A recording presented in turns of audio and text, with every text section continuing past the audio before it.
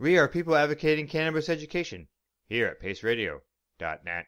The views expressed by the individuals during this broadcast are their own opinions, and they may not be the same as those of their group or other organizations they may be involved with. You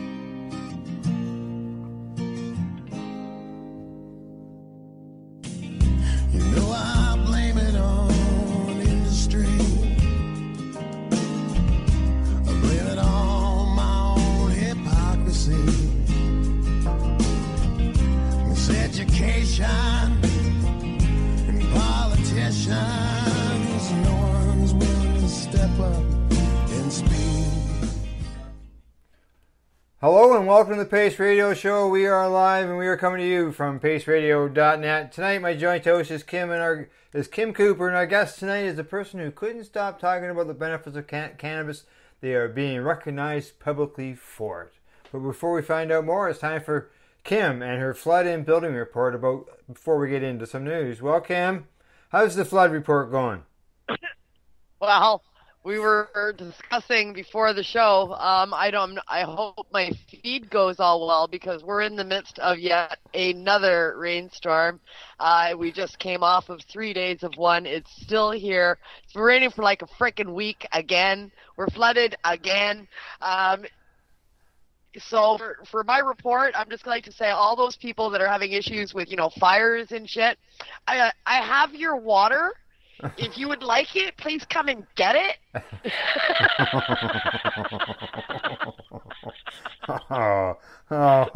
It just seems like it's non-stop for you.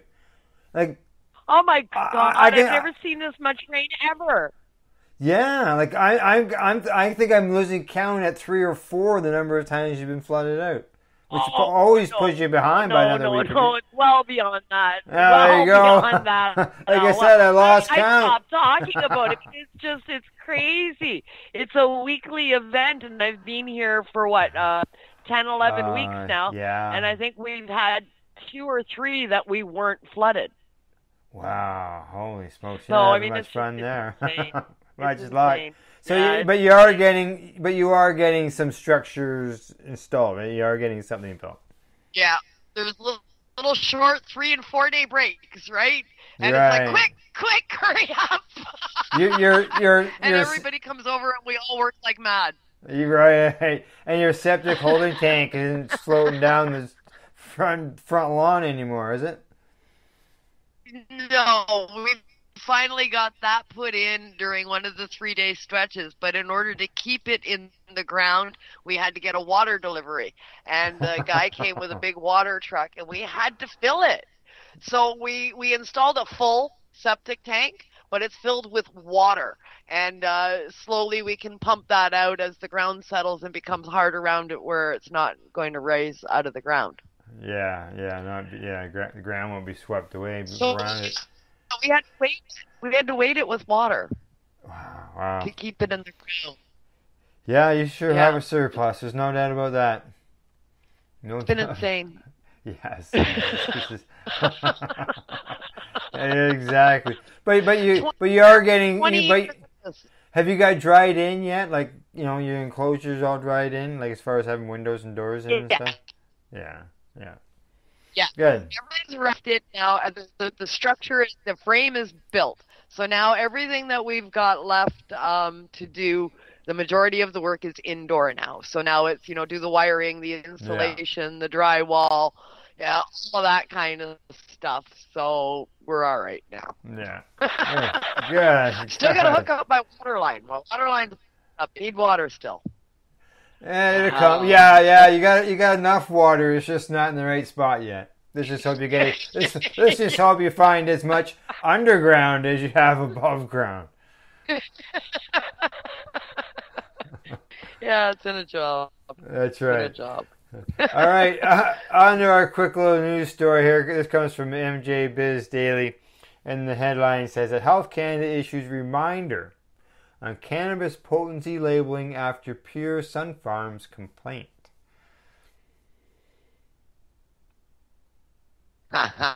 So people are still bitching. This has been in the news in the past. Patients have been spanked for this. in the past as well. Canadian cannabis regulator Health Canada is reminding licensed producers that the THC and the CBD potency labels must reflect laboratory test results for each individual lot of cannabis. That's important. Yes, it's very important. And this all comes on the heels that a complaint in the past had come to Health Canada about what was going on at Canopy. They said that Canopy Growth, formerly they mass-produced a bunch of labels of the same strain because they had warehouses and warehouses of this strain, and they tested one batch and said, "Oh, this is the THC," and they printed like millions of labels, and they just put it on every batch of strain that came out. Well, the THC content wasn't the same in every batch, so that's misrepresenting your product. Exactly. Canopy Growth in a statement says that whether Canopy would change its approach to cannabinoid potency labeling, said the company welcomes Health Canada's updated guidance. So, test your product and put the proper THC content on it. I don't know how much more guidance you need for that instruction. Yeah.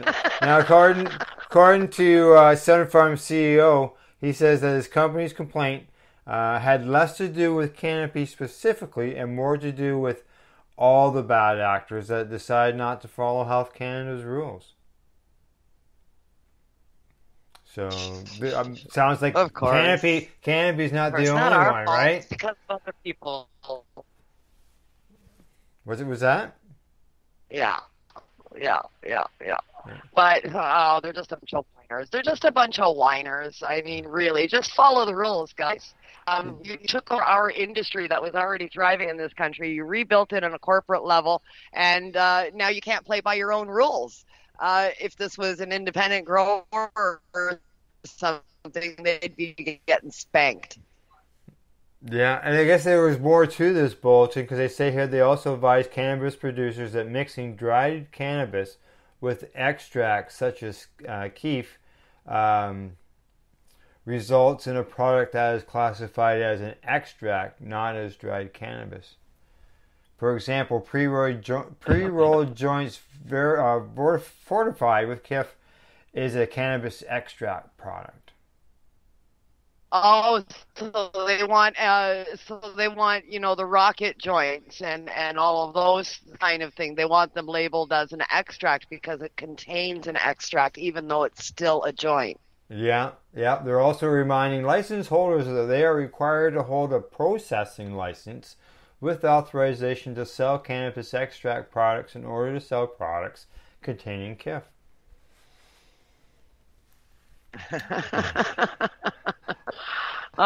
So it sounds like they got reminded in about 3 or 4 different things that Health Canada didn't like that was going on in the industry.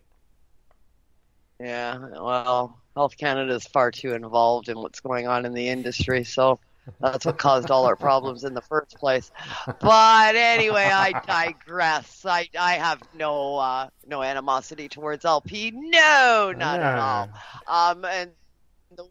And the one thing I do not have animosity towards and nothing but admiration towards, and that is tonight's guest. Phenomenal lady.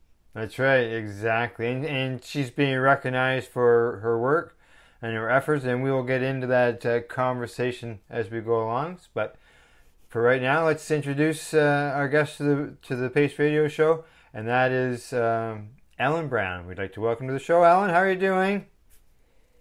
Oh my gosh, I'm doing great. Thank you so much for having me, Kim. Thank you so much for having me, Al. It's a pleasure to be here. And it's cool because this is an international show. I'm in the U.S. and you're in Canada. That's right, exactly. And we're being heard worldwide. Oh, I love it. I'm finding places, little islands and little countries I'd never heard of before. I'm going, wow, we didn't really? even Where's know that? These places exist. Yeah. Their followers. It's like, Oh, wow, I that's don't know where that is. Let's wonderful. look it I'm up. so glad your message is getting out there, as it Yeah. should. Yeah, exactly. And Yeah, absolutely. talking about getting messages out there, that's why we like to have you on the show to help you, to help get your message out there and to let everybody know how that is going, because obviously you're going to be recognized for that, and we will get into that throughout the broadcast. But for now, I'm going to throw you over to Kim. Kim will get things going with some questions, and then I'll just jump in as we go along. Ah, wonderful. I'm so excited to talk Good. to you guys tonight. Yeah, that's awesome. Thank you so much, Al. Wow, it is so great to talk to you, Ellen. It's been a long time since you and I sat down and had a conversation. I had the pleasure of making your acquaintance at a past event that we both attended in Muskoka, Ontario. We were attending the Muskoka Cannabis Expo down there with the lovely Amy and Kevin were down there, and fabulous people, fabulous event. And I met you, a fabulous person, down in the stateside, joining us here in Canada. How great is that? It's a beautiful thing. Cannabis definitely brings us all together. It sure does. It sure does. Amy and Kevin were fantastic hosts at that event too. We all had a chance to come together, and we've remained talking friends ever since. And I've been following what you've been doing. When we first met, you were doing the Sensimillion seminars, and wow, that's really expanded, and you've encompassed a whole lot more in the last couple of years, and now you're being recognized for it. For our listeners out there that aren't familiar with who you are or what you do, I like to start off the show with you giving us a little bit of an overview of Ellen Brown. Who is Ellen Brown? How did she started in advocating for cannabis? Oh, well, gee whiz, thank you so much. My name is Ellen Brown. I'm the founder of Sensimilla Seminars, and I am an educator by trade. And what I mean by that is I have been in the educational field pretty much since I got out of high school. 2 weeks after I graduated high school, I left for the United States Air Force, and my job in the Air Force was a nutritionist. And part of what I would do was hold one-on-one patient counseling and teach nutritional classes. Fast forward to when I got out of the service, I moved home, and I worked two jobs for a year, and then I moved out to Humboldt, California, because I'd read about it in High Time magazine. So I started in the industry not knowing anything or anybody in circa 2010, and I eventually worked my way up in a dispensary in Redding, California, and became the lead cultivator and manager of a brick and mortar. So what really got me started in activism was poor legislation. What happened is that dispensary that I worked at ended up getting shut down. Actually, all 26 dispensaries in the town of Redding got shut down because of poor legislation. So with a flick of a wrist, the dotting of some I's and some crossing of some T's, all of our dispensaries were shut down. And that was in 2011. And then in early 2012, we were still trying to fight the court case and get things overturned, but we didn't, and we ended up having to shut our doors. So I licked my wounds. I moved back home to Massachusetts because it was 2012, and I started advocating for medical marijuana here, and I used the experience I had in California and my teaching experience from the Air Force, and I kind of blended those two skill sets together, and from that, Sensimilla Seminars was born. So I've been holding educational classes for Richmond since 2015, and I'm proud to say in 2020 I became accredited with the state of Massachusetts as a responsible vendor trainer. So that's kind of like cannabis compliance training in the industry, so it's mandated compliance training. So a lot of the things that you were just discussing with Canopy and other dispensaries, this is the kind of training that I hold for organizations to make sure that they never do anything outside of the regulations, and if they were to do that, they would get a deficiency statement, and all these other different things could befall that marijuana establishment or that medical marijuana treatment center. So it's really important for, in the state of Massachusetts, we've created an educational system for cohesion in the industry. And I think that's where my heart lies, is education and cohesion and streamlining and sustainability, and always putting patients first is definitely a big part of my heart. So I love what you do, and I love the message that you put out there and all the education that you provide for free, and I think it's a beautiful thing. So I'm really, humbled to be a part of your educational program, and coast to coast, we're going to continue to coast internationally. We're going to continue to move it forward. I met you. You were so sweet, and you were, does anybody want a dab? And I was like, me, please. And I just loved you right away. So I loved you then. I loved you now. And here we are, all these years later. Yeah. That's right. That's kind of my thing. I get somewhere, it's like, okay, who wants a dab? And and I was like, hello. And it just started a beautiful relationship. Yeah. Yeah. I had that nice dab bar set up down there in Kevin and Amy Ray's basement. It was I hope they know we're singing their praises. We had a great weekend. It was a great weekend. It was definitely a highlight of my summer that year, for sure. I think of it often. And it brought so many wonderful people like you together on that weekend. I mean, I work with two of them now, are part of our station. We met at that particular weekend. So, I mean, it's evolved quite a bit. It was something special, for sure. You covered a lot of ground in really short time there. Double back on a little bit, on a few things. You just hacked and moved to Humboldt. I'm going to Humboldt because that's where the pot is. Well, you know what? That's I got out of I did a 2-year enlistment in the United States Air Force. So I served from 2007 to 2009. So when I went back to Massachusetts, there was no medical marijuana program.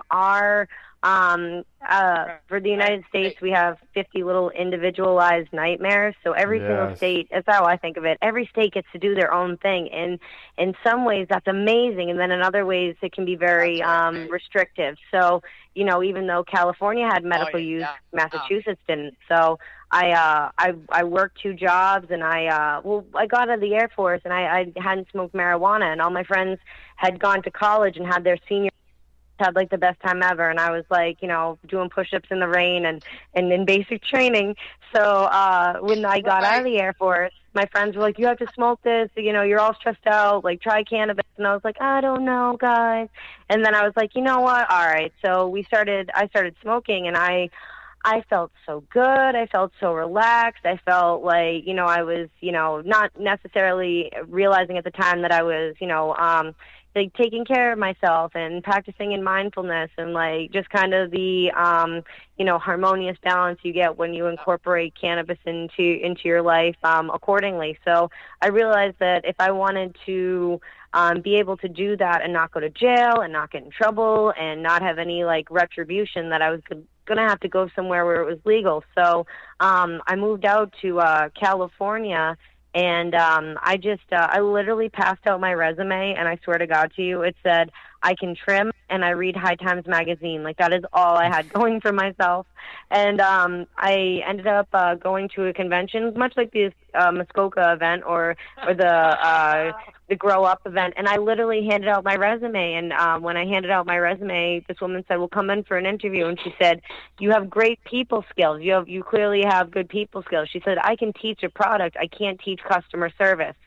So I got a job as an entry-level bud tender, and then I became a shift leader, and then in a year I became a manager, and then they needed help in the grow facility, so I started sweeping the floor, taking the cuttings, and then, getting to pick the strains and do the pheno hunting and the watering, and really getting to, decide which plants we keep and which plants we cull. So it was a really great fast-track kind of experience, because it was, in the Emerald Triangle, or right outside there, because it was Shasta County, or Redding County as well. So thinking about, so it's beautiful. Yeah. getting that experience, and then getting to come to Massachusetts and say, hey, I've seen the greener, the greener pasture, and it's time to take it here. Amazing. I mean, to get so much all at once. Oh my gosh, absolutely. And in California was a great experience, but what happened was I worked really hard because I wanted my dream job. I wanted to work at a dispensary. Sure. I think I've got a bit of a lag, and that's probably my internet. Right. You're there, but yeah. How are you doing? Can you hear me now, lovely? Kim? She was just there. Go ahead. I know. What you Yeah, got? she's still on the call. She hasn't dropped. Kim. Yeah, I'm good. All right. It's me. It's my end of the rain, but you keep going. Yep. Oh, I was so long story short, I worked at this dispensary, and then we ended up having a court case happen in California, Long Beach versus PAC, and what happened was this looming legislation made it so that all of the dispensary, or the city council, decided to shut down all 26 dispensaries because they were federal reprisal from the government for sanctioning these dispensaries when at the time, the laws had not caught up with what was happening. So in order for them to feel safe, they ended up shutting us all down. And it, you ended up losing not only my dream job, but everybody lost their job. Our patients lost their access to cannabis. It was devastating not only for the employees, but for the community. And it was kind of one of those things where, I'll be damned if I let that happen again. I also had never advocated at that time because I didn't want to, during the hearing where they were taking public testimony, I didn't want to say anything like stupid. You know what I mean? I was like, oh no, what if I make it worse somehow? But really, that could never be the case. And I also figured we kind of had it in the bag. This is Northern California, circa 2010, 2011. They're not going to shut us down, and then they did. So it was a startling realization that things can be lost easier than they're gained, and if you don't fight for your rights, you might not have them. So it definitely set me on a course to be a fierce advocate, and that's why I really kind of use education as my means for advocacy and for really getting people to get involved and be their own best advocates. Because when you're educated about cannabis, when you know about your endocannabinoid system, when you know about the different phytocannabinoids this plant has to offer, the different terpenes, the entourage effect, and just all the different options that are available as far as getting into this industry, nobody's going to sit down and be quiet and take exorbitant barriers to entry. People are going to fight for their right to be in a multi-million-dollar industry that is, done right, could create intergenerational wealth. And that's what I want for everybody. If cannabis is where you see your future, you should be able to create a future. That's right. Absolutely. Am I still on a lag, or can you hear me? No, baby, you're here. Live and in color. All right. I did tried to do a little bit of repair work to get my strength by my signal back better. Yeah, it's amazing, how government gets involved. They just dismantle it, whether it be for in course to get it on of course, we're legalizing it. When they get involved, everything seems to go to shit in a thriving industry that already exists for decades after decades. I mean, we've got shops open, people are employed, people are paying taxes, customers have place to go. There are lounges and dispensaries and holistic treatments going on all over the place. And as you say, a swipe of a pen and poof, it's all gone. Yeah.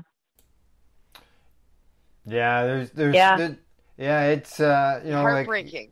It was heartbreaking here, especially in Ontario. We had over 20 vapor lounges, and since they started talking about cannabis legalization, they started to put in laws, like added cannabis in with tobacco smoking laws. You can't even vape cannabis inside of a building.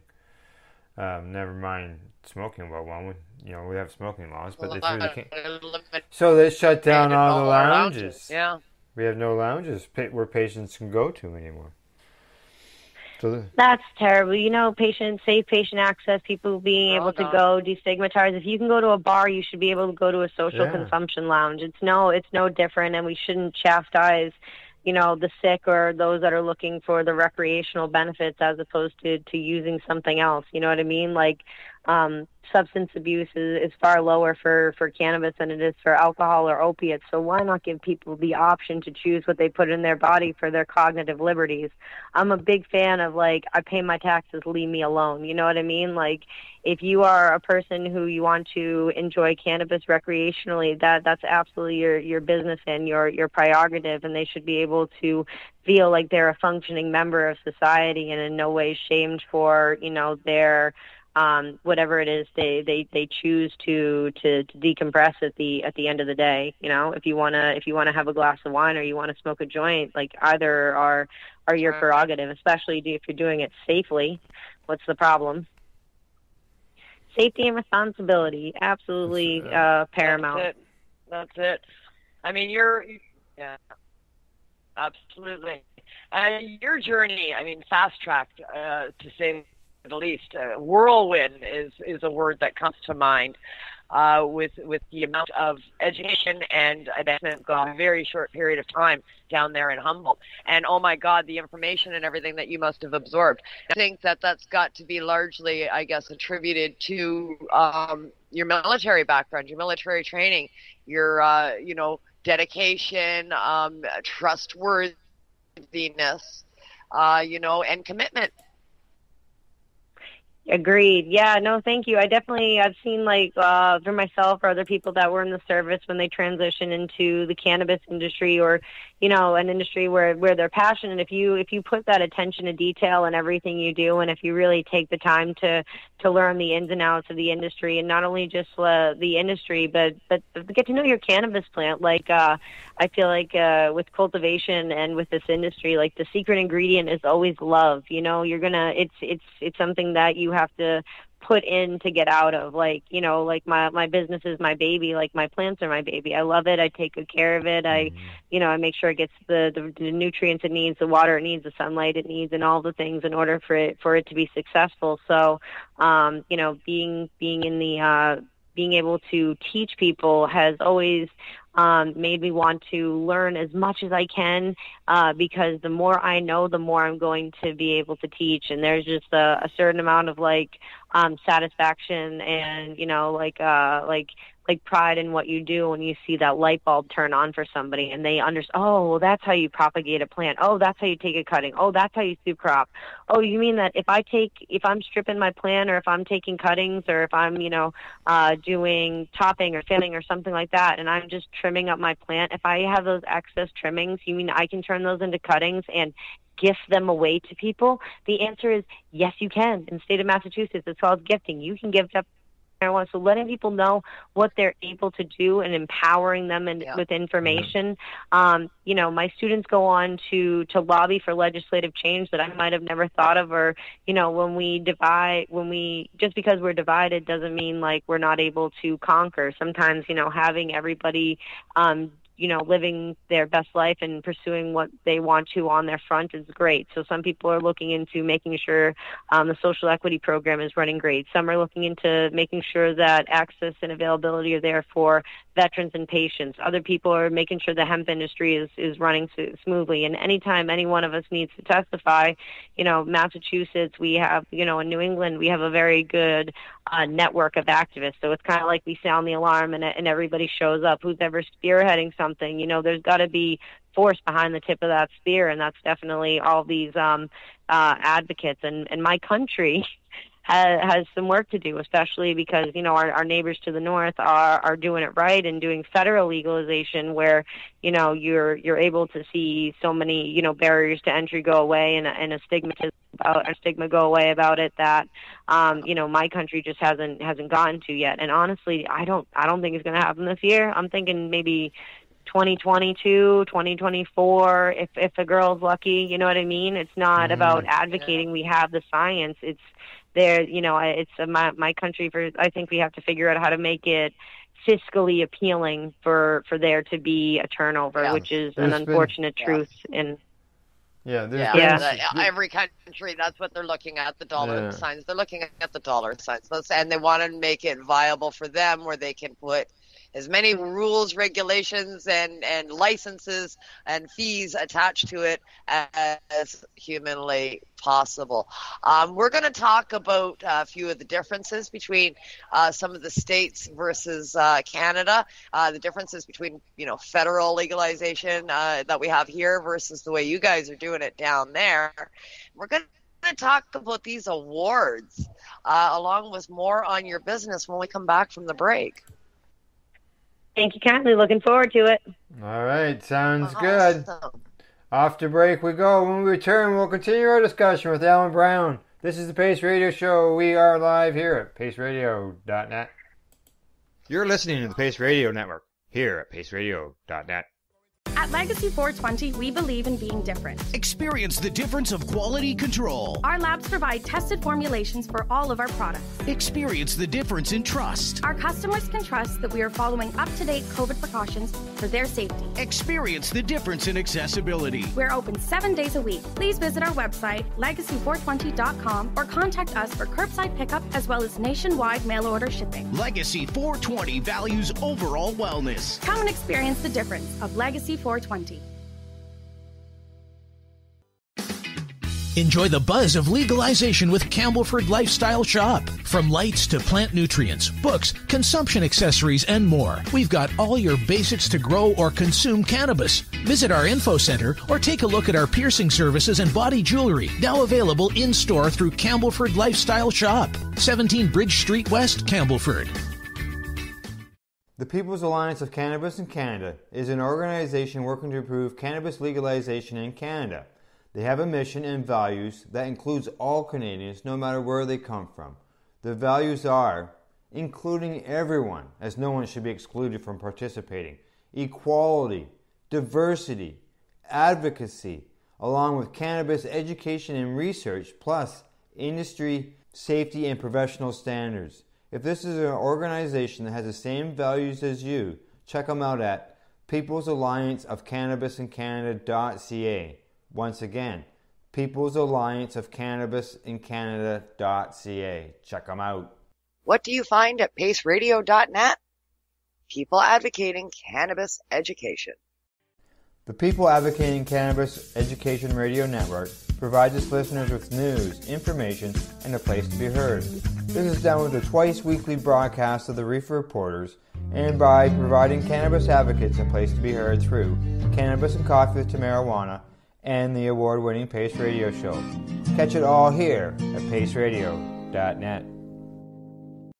A doctor's job is to relieve your pains. And when it comes to growing cannabis, the biggest pain is trimming. Let Dr. Buck Cannabis Trimming Solutions take the pain away. Whether you're a home grower or a commercial operation, we have the cure. From 4 plants to 400 plants, garden size doesn't matter. Dr. Buck Cannabis Trimming Solutions comes to you with years of experience and professional discreet service. It's simple. We trim your weed and we do a damn good job. Visit drbuckcts.com to book your trimming. What is the People Advocating Cannabis Education Radio Network? It's a network of people advocating cannabis education. CTCP operates a medicinal cannabis signing clinic. If you want to grow your own medicinal cannabis and are located anywhere in Canada, then I'd like to suggest that you give them a call. They can be reached at 1-613-967-9888. That's 1-613-967-9888, and grow on with CTCP. Who has huge buds? You do. If you shop at BMA Hydroponics, attend one of BMA's educational seminars and learn the secrets of growing, harvesting, processing, and consuming quality cannabis and cannabis products. Learn how to make better extracts, edibles, and medicinal creams at prices you can afford. Visit BMA Hydroponics at 404 Maitland Drive, Belleville, or call 613-967-9888. The only way to go. We are people advocating cannabis education here at paceradio.net. And welcome back. You're listening to the Pace Radio Show. We are live here at paceradio.net. Today in the program, we're joined by our guest, longtime cannabis advocate, and we're going to learn more about her award. And this is Ellen Brown of Sinsemilla Seminars, plus my joint host, Northern Ontario, Kim Cooper of No Sir. And just so you know, ladies, Ron says hi. Hello, Ron. Nice to see you, or hear from you. Oh, hey, Ron. Yes, Alan, just so you know, Ron is a past guest and a listener here on the network. And he always chimes in on the Spreaker chat room and always comes in and throws in some comments. And he says hi to everybody. Yeah, one of our dedicated listeners, for sure. Yeah, absolutely. Well, Alan, before we went to break, we talked a whole bunch of stuff on how you got to where you're at now. And I mean, it's quite obvious where you get your drive from. It's an amazing drive, and I'm glad that you chose cannabis activism as a place for all of that energy to land. And I'm sure New England thanks you as well, especially with this list that I'm looking at. I'm on a website right now called the 2021 New England Canna Community Awards. It's NE Canna Community Awards, standing for New England. You can find it on Google. And it's the final ballot time, and there's quite the lineup of people and events and sort of segments of the cannabis community, best cannabis podcast and medical dispensary and that kind of thing. And then you get all the way down to the bottom there, and lo and behold, whose name do I see under Activist of the Year, or Lifetime Achievement, sorry, Ellen Brown. You are up for Lifetime Achievement. Oh my gosh, it was heartwarming. I'm like, what? I'm 33, so it's like a tip of the hat, and it's a really humbling thing to be, acknowledged by the community that I care so much about. And all the other nominees we're all friends. We've all been, working together in the trenches together in one form or another. So it's a beautiful thing, and it's an honor just to be nominated for sure. So I'm really grateful, and I was incredibly surprised. It's quite the recognition, right? When you all of a sudden you see it, it's like, hey, people are noticing what I'm doing. I'm having an impact. That's it's quite the feeling, isn't it? It is. It's humbling. That's, we as an educator and as somebody in the industry that strives to engage people in being an advocate and in making a change. Like my students will go on to start their own businesses or work for a business, or they'll move and then they'll start something there. They'll start educating. And it's such a beautiful thing to be able to have ignited something in somebody, or to have been able to be a resource for somebody when they needed it, and then they continue to go along their journey. And like each one, my friend Dr. always says, like, each one teach 10. Like, if I teach 10 people and you teach 10 people and they teach 10 people, we're just going to continue to pay this information forward, and we're going to create that much needed paradigm shift in order to have international sanctions taken off, and to be able to have cannabis be just as free as it should be, and have interstate and international commerce for sure. Like, I want to try weed from Ontario. I would love for cannabis from Ontario. Have you ever tried cannabis from Massachusetts? Let me ship it to you when the time comes, obviously. But when that legislation is right, we'll be able to import and export just like you do wine, just like you do coffee, just like you do anything else. It'll be a commercial, commoditized good.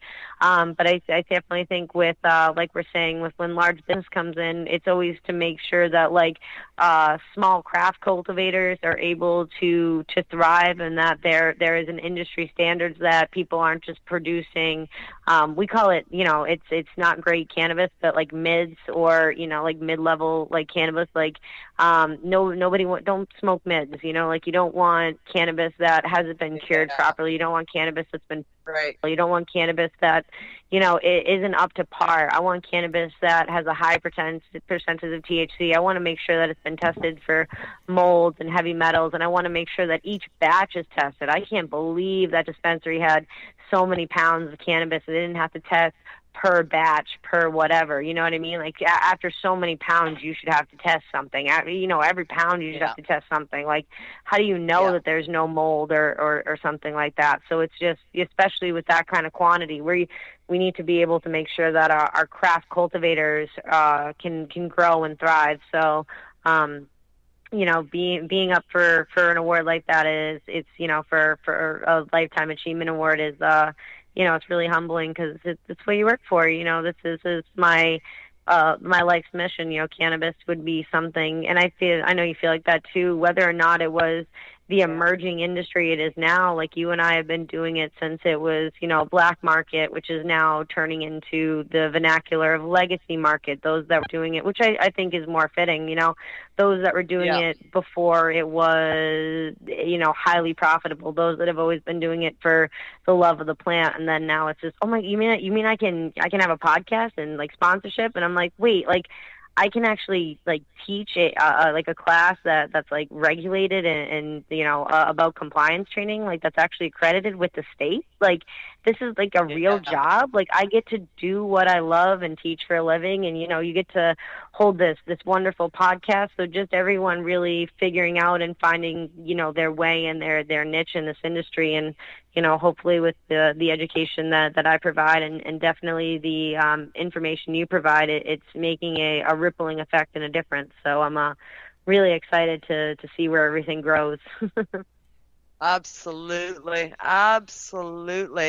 And you can hear the passion when you speak about this, and it's quite obvious why you are up for this award. I wish you all the best in that aspect, and I'm rooting for you. I want you to win that thing for sure.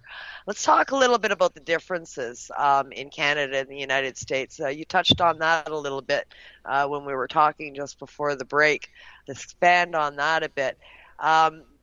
In the States, every individual state is left up to their own devices. So they get to pick and choose what they're going to do, how they're going to do it, and that's it. But even if two states side by side both have legalization, you're not supposed to take it over the state line. Yeah, because then it's federal. Then if you get, and even if it's legal in the state, if you are searched by a federal officer on federal property, you can still be charged federally for the product that is legal in that state on a state level, right? So what would happen is if you were like if I went to Yellowstone National Park, or I went to the National Seashore, which is federal property, it's federal land, it's federally preserved, and they caught me, like I was caught smoking cannabis on federal property, I could be charged federally for it. It's legal in the state of Massachusetts, but you can't be smoking weed at the National Seashore because that's federal land. So those are the kinds of like stipulations that you really have to be careful for, especially if you're a visitor and you don't know that. That's such an nuance to have to be mindful of. A tourist for sure. And I mean, tourist obviously wouldn't know the law there. No, it's like, it's legal, isn't it? It's like, no, not on this patch of land. Yeah, not where you're standing. You got to cross the street for it to be legal. No joke. Like, and then they're all like like here in Canada, right? Like federally here in Canada, it's illegal or it's legal, but our provinces, which would be your individual states, still make laws on the cannabis end of things. Yes. You know, there's like Yeah. the federal is the Government minimum. controls. Yeah. So, like, for example, Manitoba and Quebec, you know, even though federally we're legally allowed to grow 4 plants, Quebec and Manitoba is trying to shut that down. It's so hard when you have individual, like municipalities or states or different governing bodies that get to, you know, it's like you know, I don't know, like the wrench that gets thrown in the cogs when somebody's not up to par with all of the possibilities. And it's, you know, it's like, why are you fighting the inevitable? Don't you want to be on the right side of history? Don't you want to be there for job creation? Don't you understand why prohibition happened in the first place? I would be a little like, I know why prohibition happened here in the United States, because of Harry Anslinger, because of bad propaganda, because of reefer madness. Now, did that find its did our mess find its way up to Canada, or did you guys have like a different prohibition in like 12, 13? No, it piggybacked. Your mess was the catalyst for something that was already taking place here as well. We had our own, you know, Harry Anslingers and all of that on our end, doing the same kind of shit that was going on down there. We had a female advocate read a book called The Black Candle, and you know, she's largely responsible for the direction that we went as well. And that was a female out saying, you know, the hemp was going to make your husbands rape young women and all of this kind of stuff. It was just insane. It was insane. Like even today, even though we have legalized cannabis here in Canada, I live in an area where we have cannabis retail prohibition. We're not allowed. The municipalities are allowed to opt out. Oh, yeah. Yeah. So I live in a municipality that's opted out. Even though we're in a province. Our provinces are like your states, right? So you guys have states, we have provinces. So we're in Ontario, which is the province of Ontario. We have legalization here nationally, and Ontario is good with it. We have, you know, hundreds of stores and all of that, but different little sections within Ontario, your mayor can say, no, I don't want it here, and now it's not in that town. I hear you. We have things like host community agreements or places where municipalities have definitely tried to keep out different aspects of the industry. In my country also, you know, cannabis is still a Schedule I substance, meaning that it's in the same, you know, category as heroin with no medicinal value, not even under the supervision of a doctor, which happened in 1970 under the Reagan administration. Why we're doing anything from the 70s and, you know, like still carrying over, you know, outdated information. And then we have these statutes and limitations where, because it's a Schedule I substance, you can't do PubMed studies that would overturn it being a Schedule I substance. So it really puts you in a rock and a hard place. Are you guys like, so what is, did you guys ever have like a scheduling of like substances for things like that, or did like our rules with scheduling find their way up there? No, we don't do things that way here. There's no scheduling of the substances. They just named it's all drugs, and you're charged under the Narcotics Act, and that's it. It's all drugs. The CSA, Yeah. They did not specify. That's so funny. And it's, you know, it's up to people like us to be like, hey, this information is outdated. Like, we need new studies. Do you want any medical equipment or medical advice from the 70s? Like, I love you, but we have the internet now. We have so much technology, so many more things we can do. So it's, you know, this anecdotal evidence is the closest we're going to get to a PubMed study at the moment, and we really need to be able to enable research. For example, in the United States, cannabis used to be listed in the U.S. Pharmacopoeia for its medicinal value, and then during Prohibition, it got taken out. So doctors in my country across the board are not being taught about cannabis, yet in states where they live and where they practice, there's medical marijuana programs. So, you know, for us, we have to have doctors that go out and educate themselves and depending on the state and how new the legislation is and where they are, almost pretty much risking their license in order to write these evaluations and recommendations for medical marijuana. So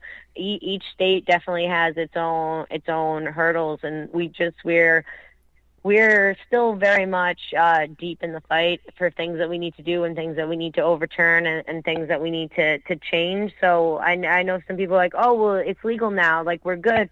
We are not good. It's not medical in a bunch of states. It's not legal in a lot of states. It's not federal. It's not in the U.S. Pharmacopoeia. We don't have, international commerce. We got a lot of work to do. The only thing I want out of you is to, roll up your sleeves and help me, or share a Facebook post. Like, we have work to do. So it's, when I meet people like you and Al, I haven't hugged you yet, but I can't wait. And when you hear hey, man, I'm willing to put in the work. That's definitely where that camaraderie comes in. I have friends who I love my whole life, and they do not want to come to the city council meetings. They do not want to wait and testify. They're like, that's just not interesting to them. So, the bonds and the relationships you form with people that will, sit with you and testify with you and make sure, hey, Kim, do you have something you need me to share? I'll share it. There's definitely a forever friendship that continues to grow. So it's, I think we can all help each other by keeping each other informed about the changes that need to be made for the betterment of the plant and the industry and the community. Absolutely, 100%. There's a lot of differences between our two countries, but I've got to say, with several of your states, I'm kind of glad that they're allowed to be independent and make up their own mind because of the directions that they've taken. Even though that we're legal federally and you guys only have state-to-state legalization going on, some states south of the border from us down by you are leaps and bounds ahead of what we've got going on. There, every state, Maine is an exemplary state because they have, for us, we have to look at, do you have a functioning medical marijuana program? Because that's individualized as well. And do you have a functioning medical or a functioning recreational program? And then that looks more into different licensing types from either product manufacturers, those that want to do transportation, those that want to make extracts, those that want to, just find their place in the industry, whether they're the craft cultivator or a micro business or anything in between. So, depending the states are, you're right. Some states are still restrictive. Some states still don't have decrim. Some states still medical marijuana plan. So while I'm or a program, so I'm sitting here, enjoying my cannabis, living my best life with my, my plants outdoors that are legal as pie. There are some people that are still very much looking down the barrel of mandatory minimums for plants for nonviolent offenses. Still people that right now I'm in a state that's legal, but my state, didn't have automatic expungement. So those that have a criminal record for cannabis, you still have a criminal record for cannabis, even though it's now a multi-million-dollar industry. So we definitely see... Right. In the stories that we cover on the Reefer Reporters, when it talks about some of the states with their legalization and their voting and decrim and all that, they... No, I've lost my train of thought there. Sorry. They talk about social justice as far as improving the community, okay? And they talk about the expungement end of things. And we see that more and more often in the reports that we're reading. And that's something where I'm sure Kim agrees with me, where Canada missed the boat. Oh, big time. Big time. Yeah. We've got under 10,000 people that have been able to access the expungement program that we have here in Canada. And we're going into year 3 of legalization, 3rd year anniversary of legalization. And we've got less than 10,000 people nationwide that have been able to navigate and take advantage of our expungement program. And, there's millions with records. Oh, my goodness. And that's so important. We don't even have that option. Down there, the laws are coming in, and it's as if it's just a matter of them writing it with a pen. and dotting some I's and crossing some T's. Yeah. And the person's lost they no longer have a possession conviction against them. Yeah, for you know, for simple possession. And that's where I was going with that. Yeah, whereas here, that's where I was going with that. Yeah, like some states are doing so well, you know. Some are doing it's like we read some of these stories, and it's like, why isn't everybody doing it this way? They're, you know, you've got governors and stuff coming out saying, okay, well, if we're doing this, we're doing it right. As soon as legalization happens, everybody with a criminal record, well, you don't have to do anything; it's just gone. We're just going to do that for New you. York, It's New York gone. did that. New Yeah. York State. Or helping people. I was helping so our- happy for that. Capable. So why aren't they all of them doing that? You know, it's those are the things that we need to bring to light. Those are things that, you know, now that legalization is coming and revenue's coming in for certain industries and certain businesses, it's, you know, oh, well, you know, if we didn't do it, why do we got to retroactively go back? It's like because those that paved the way, those that had a punitive measure for something that, you know, you're able to do now and enjoy now because of their activism, because of, you know, they had cannabis and they, you know, in their own way were freedom fighting and enacting in civil disobedience. It should have never been criminalized in the first place. And for those that have had punitive measures taken, I really don't feel like they should be penalized for the rest of their life. I don't feel like there are felony convictions for cannabis. So just getting everything expunged and getting these people, especially because, you know, we don't need more arrests and we don't need people being, you know, incarcerated for a plant. I think that is one of the biggest missteps of, you know, of our planet that we found so the entire planet, because every country is in a place, you know, most countries I should say are in a place, or at least, you know, within my lifetime or in our parents' lifetime, or, you know, within, you know, the span of when we've been living, where countries have, you know, completely made a plant where in my country, you know, depending on where you go, there's a mandatory minimum for having seeds, having a joint, having a couple grams. You could be looking at hard time, and it's a mandatory minimum. Yeah. So there's no wiggle room for that. So those are things that we need to say, why is one person being penalized, and what, you know, states are more or less imaginary lines. It doesn't make sense that their governing body is putting in more effort and doing more, and ours is lagging behind. There's no reason we all can't succeed and we all can't adapt whatever is, you know, most palatable and beneficial for everybody. Like, it's obvious that I like to look at the individual states too and just say, okay, take this part from this one, this part from this one, this part from this one. Oh God, if I could, my love, there's if I your could. legalization plan, right? Yeah. Some of them allow lounges. I'm done. The lounges Exactly. are awesome in some of them. But it's a law that was similar here in Canada, where it is not being basically, how is the word I'm looking for? It's not being equally enforced across the country. So you have citizens in different states that are being, you're being penalized for something that's legal, you know, a quarter mile down the road. Next door. Yeah, that's and those right. are things, right. you know, we need. Law enforcement should be. There are bad people doing bad things. There's somebody breaking into a car. There's somebody causing bodily harm to another human being.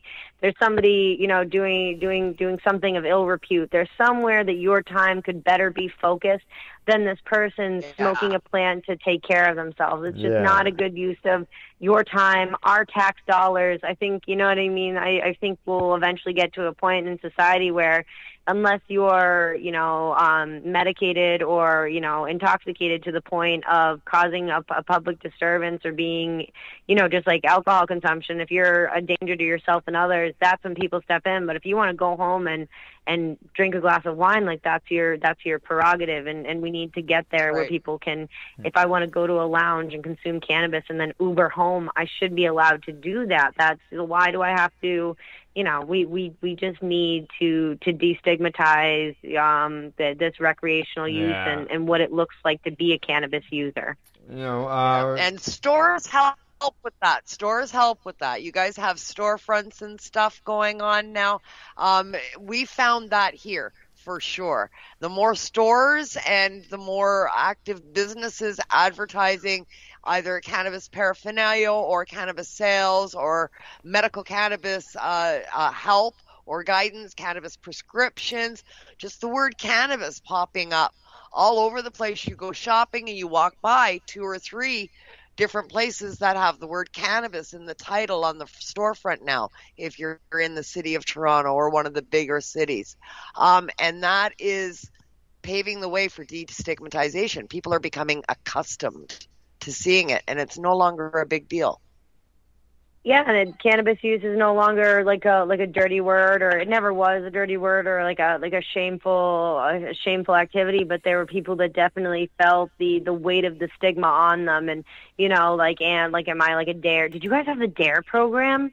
Oh, we had the DARE program. I had the DARE program. I got a certificate and a medal because I thought I was going to use that, but it didn't make sense because, at the end of the sentence, everyone dies. If you do heroin, you die. If you do cocaine, you die. If you smoke a joint, you die. So it's like, why do we have prevention programs when the fatality rate is like a 1-to-1 ratio according to you? Like, it didn't make sense, and it really took away from the nuclear family, because the idea was, if your kids are using cannabis or substances, that you need to have law enforcement involved instead of a conversation. The DARE program was really detrimental to our country, to the nuclear family, and to being able to have those conversations. And now we're seeing that with legalization and with medical use, a big push is making sure that that there's a lack of accessibility to minors and diversion prevention. So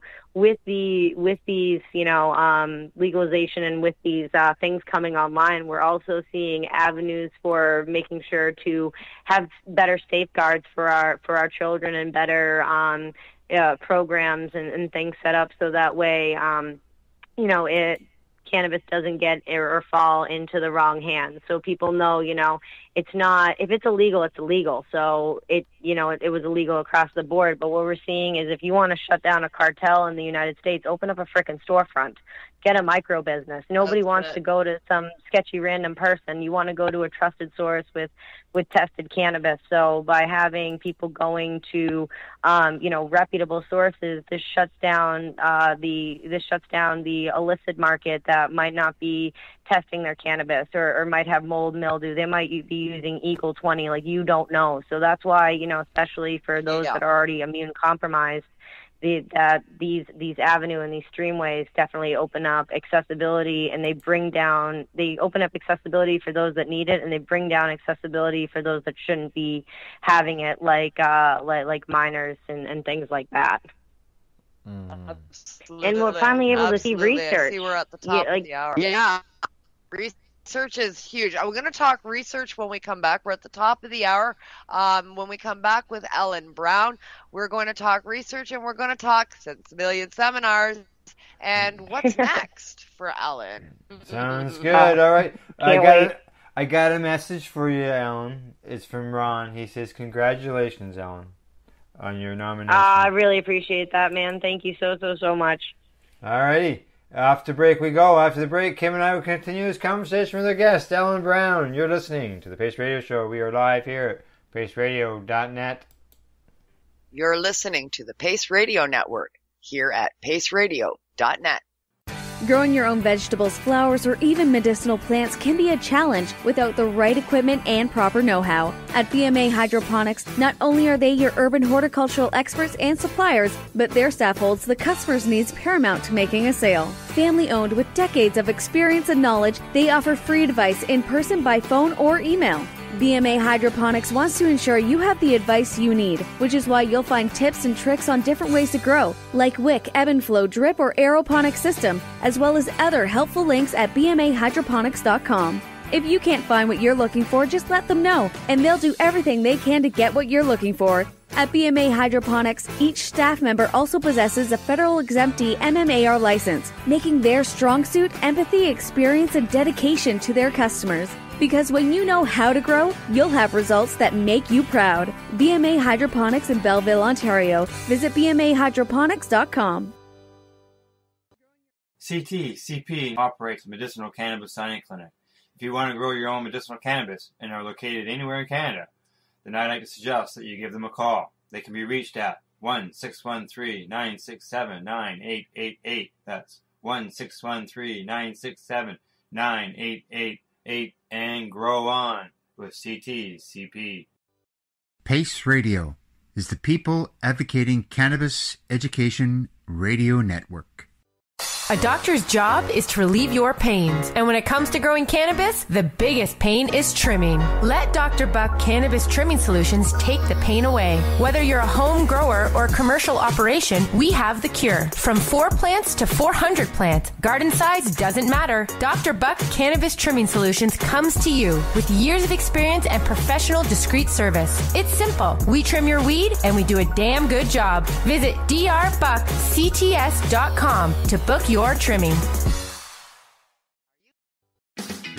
Enjoy the buzz of legalization with Campbellford Lifestyle Shop. From lights to plant nutrients, books, consumption accessories, and more, we've got all your basics to grow or consume cannabis. Visit our info center or take a look at our piercing services and body jewelry, now available in-store through Campbellford Lifestyle Shop, 17 Bridge Street West, Campbellford. The People's Alliance of Cannabis in Canada is an organization working to improve cannabis legalization in Canada. They have a mission and values that includes all Canadians, no matter where they come from.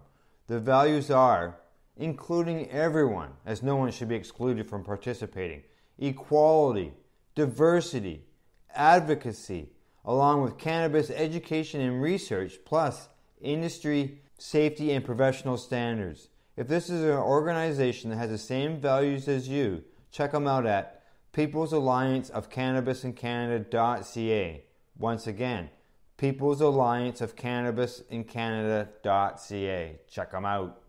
At Legacy 420, we believe in being different. Experience the difference of quality control. Our labs provide tested formulations for all of our products. Experience the difference in trust. Our customers can trust that we are following up-to-date COVID precautions for their safety. Experience the difference in accessibility. We're open 7 days a week. Please visit our website, legacy420.com, or contact us for curbside pickup as well as nationwide mail order shipping. Legacy 420 values overall wellness. Come and experience the difference of Legacy 420. You're listening to the Pace Radio Network here at paceradio.net. Hey, and welcome back, and thanks for tuning in to the Pace Radio Show. We are being broadcasted live. Yep, we're live here at paceradio.net, and if you missed the live show, don't forget you can always catch it afterwards at paceradioshow.com. That's where our archives are. Tonight on the program, we're joined by our guest, New England's Lifetime Achievement nominee, Ellen Brown of Sinsemilla Seminars, and my joint host, Northern Ontario, Kim Cooper, and talking about Sinsemilla Seminars. Kim, I think that we're going to be talking a little bit about them in our next segment. Yeah, we're going to get into Sinsemilla Seminars. When we left the last segment, Ellen was just about to tell us something about testing. We're going to touch on that real quick and then dive into Sinsemilla Seminars. Testing is a big thing. Right? It was a big deal here in Canada pre-legalization, and one of the focuses to propel legalization, putting the focus on all the possibilities of consuming a product that was perhaps not so good for you or had trace elements or elements in there that we shouldn't be smoking. Cannabis, of course, because we heat it, what we grow it with is very important. Purging the plant prior to harvest is very important. Most cannabis growers know that and take care of the plant responsibly. But there was quite an onslaught of growers that maybe weren't quite so ethical that made testing necessary, right? There's definitely, and with testing and accessibility, and making sure, like in the state of Massachusetts, it's very cost efficient, and it's a feasible expense to get your cannabis tested. You only need like a gram or two of cannabis, and it's like $40 for a sample or something like that. It's not an astronomical amount of money. And then they also do bargains. Like if I were to do test 5 samples instead of 1 sample, it would be a cheaper discount. So discounts and things like that are available for sure. So everything you grow, if you're not going to consume it for self, and even if you did consume it for self, just to see how you're doing, but if you're going to gift it to somebody else, if you're a caregiver, if you're a grower, you want to make sure that the final product is as clean and as possible. We want to make sure that no pesticides were used or no heavy metals are present. Anything like that, you are what you eat, and the cannabis plant is the same. The cannabis plant is very systemic. It's going to hold whatever you put into it. So if you were to, we have to stay away from things like Eagle 20. So you want to make sure that you're not using the harmful pesticides that are never going to be able to be flushed out of the plant. And now what you're doing is putting those chemical compounds now into your body one way or another, whether you're using it as a combustible medicine or you're turning it into edibles or marijuana-infused products of any variety. It's just really important to know that the product that you're starting with is of the utmost caliber, so that way it definitely keeps on par with efficacy. You want to make sure that you're putting a product out there that you can be proud of, and is safe for human consumption.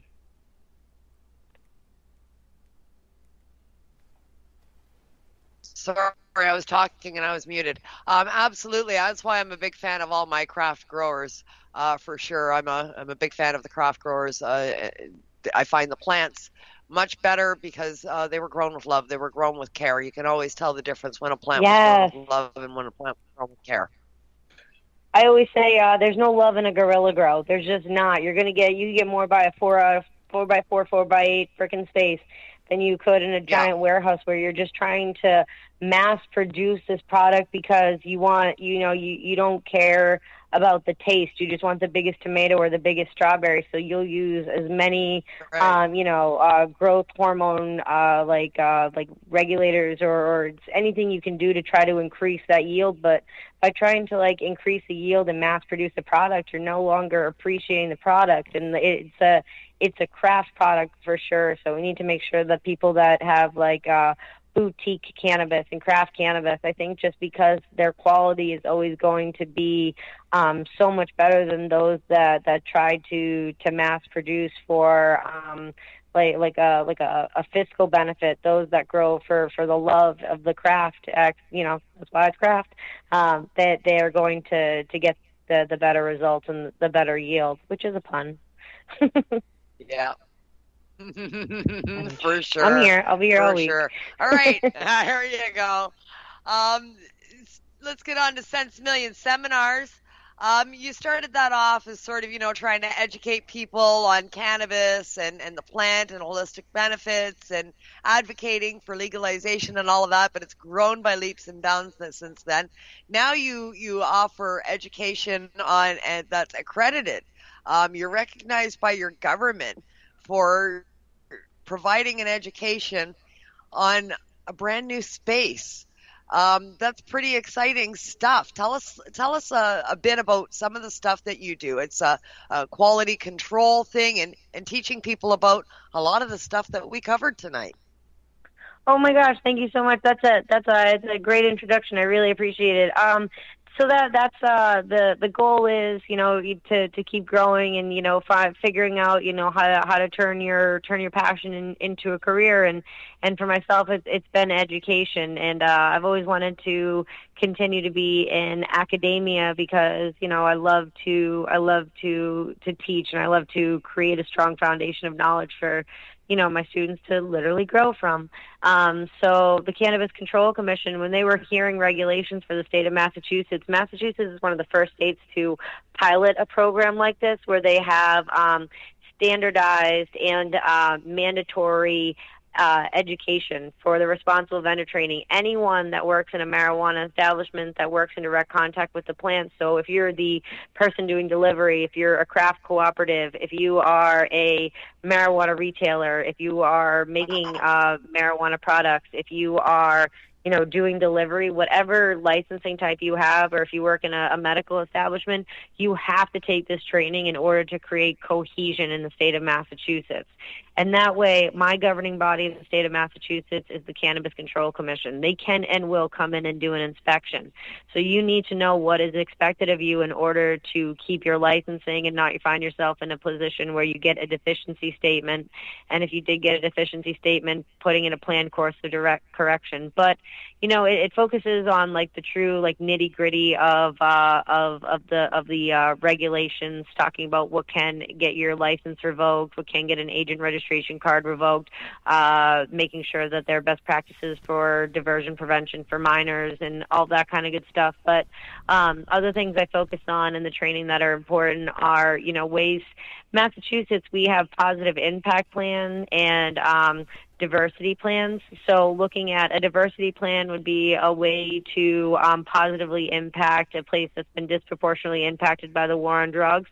So that means a place that has a high criminal conviction rate for cannabis historically, and those tend to be the communities that are, it's harder for, it's more working class people. So it's places where they were hit the hardest by the war on drugs, and it's also, it tends to be communities of color, which is something the cannabis industry in Massachusetts has been very adamant about, making sure that we have a good way to give back to those that were disproportionately impacted. So excellent. By creating programs where we're able to have things like leadership ratings for those.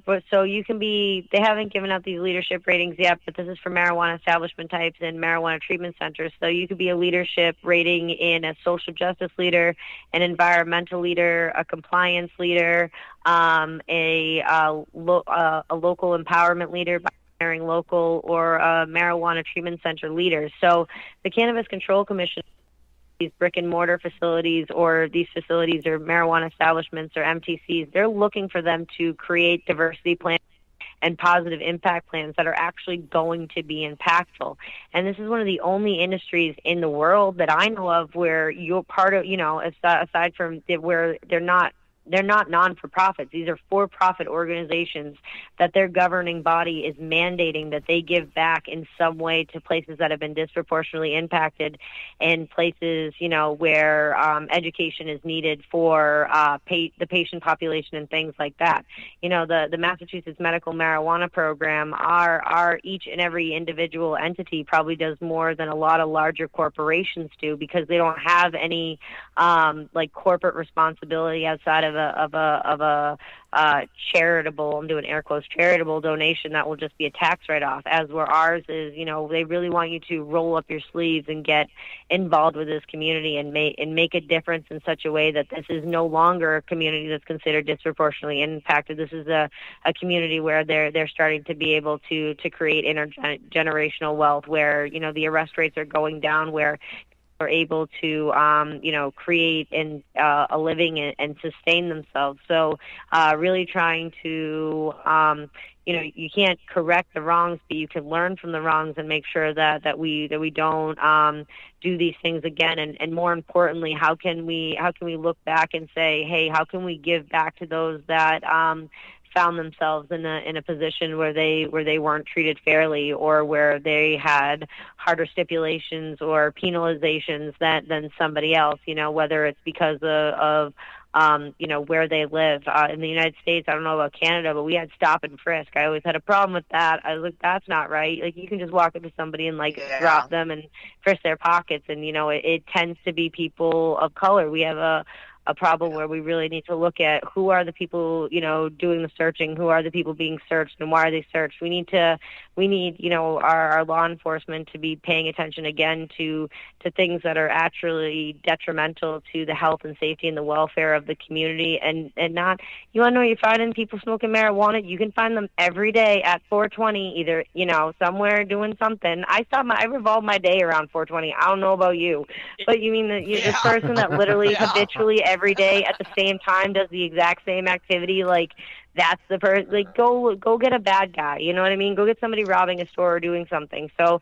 we need to change the laws and the regulations and all these things, so that way, we're able to have law enforcement pay attention where they need to be paying attention, and also creating revenue and jobs and things like that. So we're going to be able to do a lot with these programs. So the responsible vendor training program, I like to teach people. I'm like, yeah, you can create if you don't adhere to your submitted diversity or positive impact plan, that could be like a reason that they would revoke your license or you get a deficiency statement. So there are punitive measures for not doing it. But I'm like, yo, you're in an industry where if you go above and beyond, it's like, it's something that it'll always be beneficial to put 110% into giving back to your community or really working with the state of Massachusetts for the betterment of everybody. Like there's, if we all do, like all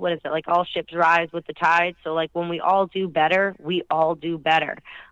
So with my responsible vendor training program, I like to make sure that my students, I really like to focus on the details and the letter of the law, but I also like to really empower them and let them know that they are in a quite a unique position where they're able to make an impactful difference in in the cannabis industry as well as the communities in which they live. So that's been a really big focus of my training, and I'm really grateful that I get to wake up and do what I love for a living. And today I taught a class for somebody that they had been a student of mine back when it was for personal enrichment at the Northeastern Institute of Cannabis. In 2016, he was my student, and now he's managing a dispensary, and he hired me, and we were talking, and I pointed at him, and I was like, oh, I've known Tim for a long time, and he was like, yup, since NIC, and I was like, yo, I have known you for over 5 years. And that's when he had like a pen and a piece of paper and was,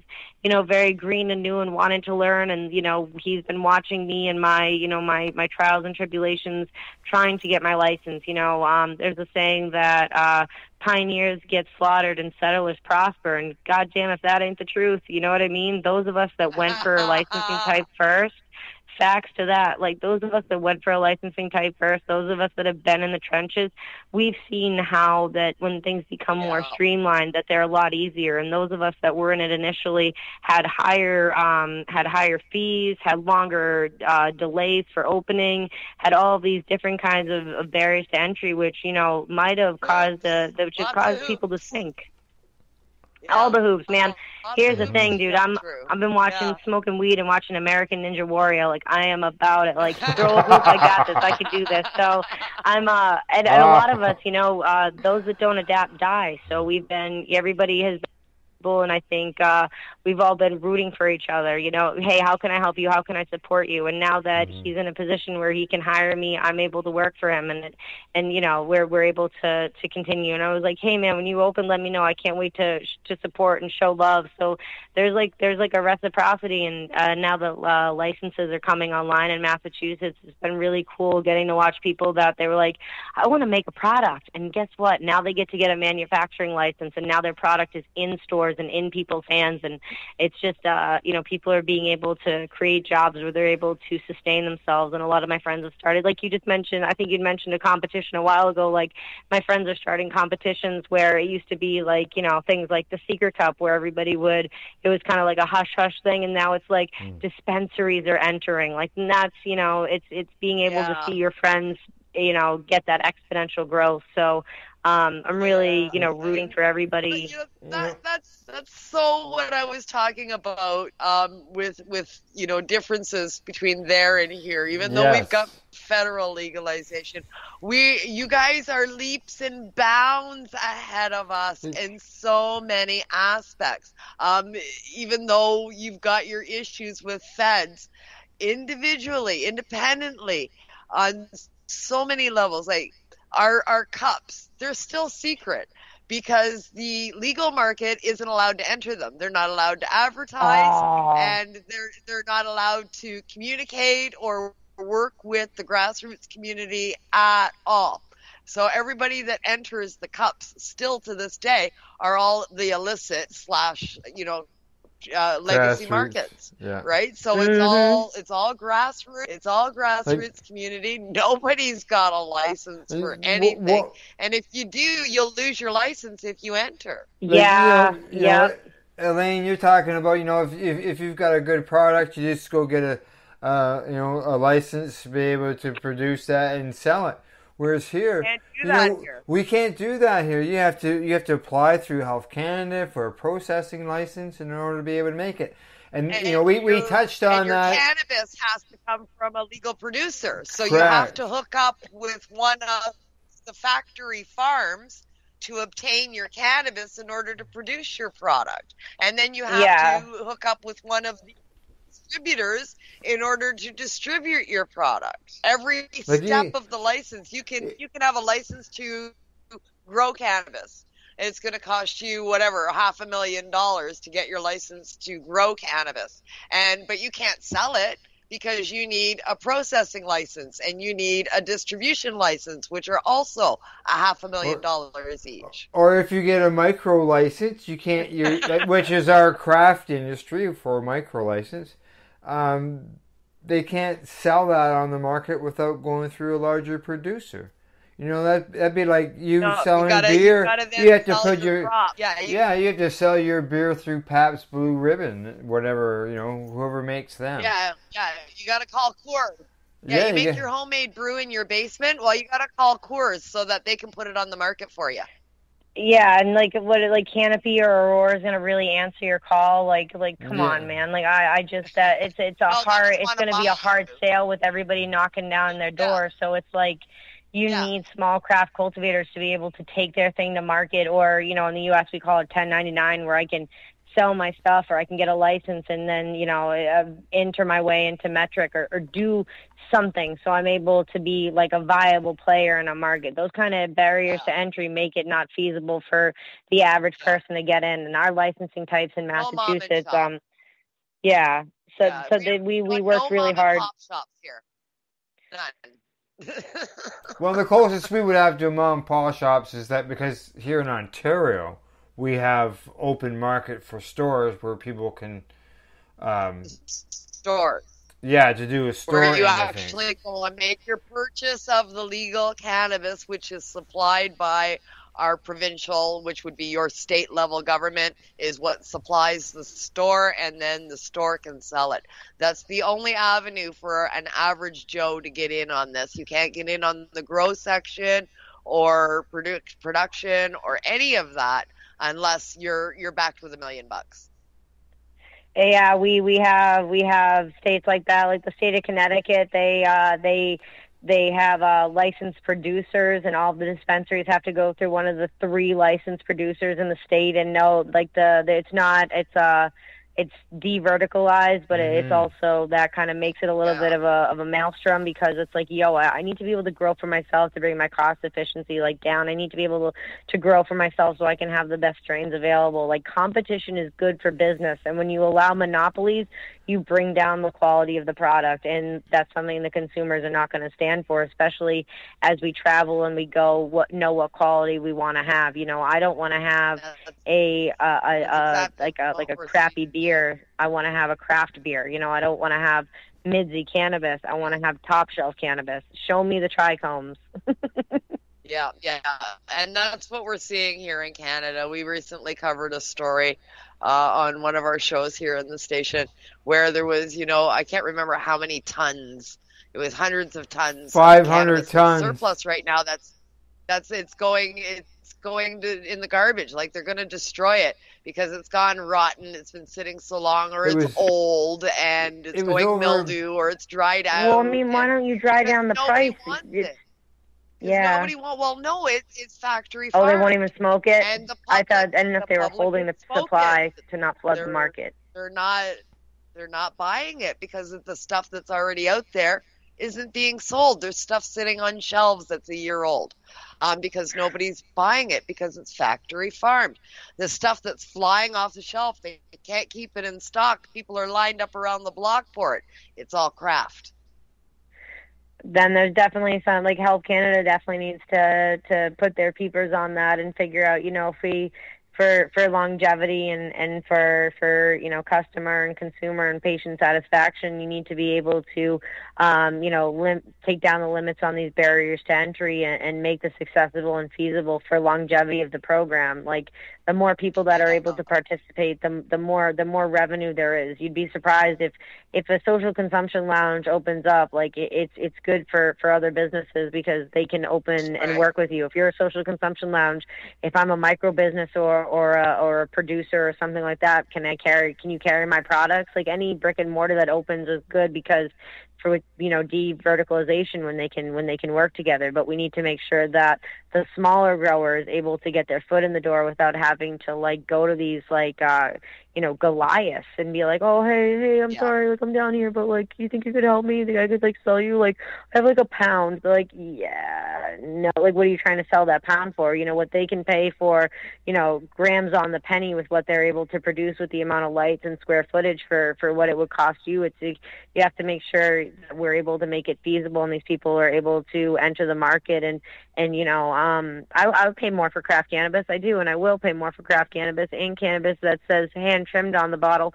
because that's a frickin' job right there. So when you look into where you're putting your money, definitely let the consumer market dictate where the money goes, and those larger corporations are going to either adapt or something's going to give and change in the market to allow that because I definitely think we're a vocal group of people, and now that we have momentum, we're going to continue to try to further that momentum in order to have just the best cannabis possible.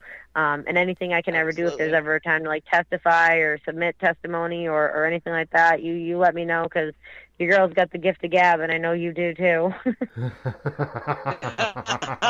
You most certainly do, and I love you for that. You're a great person to interview. Makes my life so much easier, I'll tell you. I love it. I absolutely love it. Continuing your education, continuing educating the public and everything else. We're already past our deadline time, but that's okay. I could talk to you all night. But it is shout-out time, I think. We're going to have you back on and get an update on how things went with the awards and the evolution of the cannabis market down in your neck of the woods in Massachusetts. So at this time, we'd like to give you an opportunity for a shout out. Ellen, give us the name of somebody, person, place, thing, website. Even if you said it before, say it again. Oh my gosh, absolutely. So if you get a chance, come check out sensimiaseminars.com, and I'm on Facebook and Instagram. And my business, I'm a sole proprietor. So when you reach out and you connect or comment or things like that, I am the person you will be engaging with. So thank you for stopping by. Awesome. Fantastic.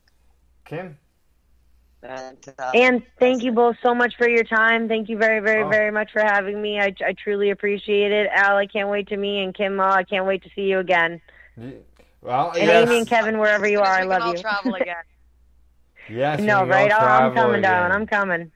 All right. We look forward to meeting you in person. That's for sure. Absolutely, good sir. Well, thank you so much. I appreciate it. Have a wonderful night. We're the same Eastern Standard, so at least it's 9 where you are too. That's right. Yeah, we're in the same time zone. Yeah, that's right. It doesn't happen all the time, though. I can tell you that. Kim, you got a shout out? My shout out tonight is going to the Karma Cup. I didn't have one ready, but that's in my brain because I'm sitting here looking at my Karma Cup torch. Karma Cup is being released in 9 days. We pick up the Karma Cup kits. So 9 days from today, I will be starting the judging for the 2021 Karma Cup Extravaganza. So hashtag Are You Elite? If you entered, well, I'll let you know what I think as soon as I start the judging. I'm looking forward to it. This is my 6th year in a row judging the Cup, and I look forward to it each and every year that I do it. I think it's the best event on the planet. So I'll see you all down in Toronto when we're picking up the kits. All right, one more message from Ron. Just so you know, Ron says, great show tonight, everyone. Have a great night. Thank you. Thank you, Ron. Thank you, Ron. All right, just to let everybody know that Kim and I will be right back next Wednesday with our guest. They are the people behind HempFest Canada. They will be joining us. You can find the Pace Radio Network on Twitter, and you can find us on Facebook, and we're on Instagram as well. Thank you to go to our sponsors, the friendly and helpful folks at Legacy420.com, as well as BMA Hydro hydroponics.com, and Dr. Buck Cannabis Trimming Solutions found at drbuckcts.com, and of course, the fine folks at Camelford Lifestyle Shop in downtown Camelford. Plus, our guest, Elaine Brown, thank you for coming on the show tonight and talking to Kim and I. We really appreciate you spending some time with us. Oh my gosh, thank you so much, and I hope you both have a wonderful night. And again, I can't wait to see you. Same here. Oh, Right. I can't wait to see you too, Alan. It's going to be great to see you, man, for sure. Yeah, I got hugs and joints just for you, darling. Al, you too. Any friend of Kim is a friend of mine. Yeah, it sounds good. It sounds good. Hugs and joints. All right, thanks, Kim, and thank you to our listeners for tuning in. And thanks to everybody. Good night. Good night. Night. You know I blame it on industry. The opinions of the individuals during this broadcast are their own and may not be the opinions of their group or other organizations they may be involved with. You're listening to the Pace Radio Network here at paceradio.net. Do you want to hear what patients and cannabis advocates have to say? If so, then catch the Pace Radio Show Wednesday nights here on paceradio.net. We are people advocating cannabis education here at paceradio.net.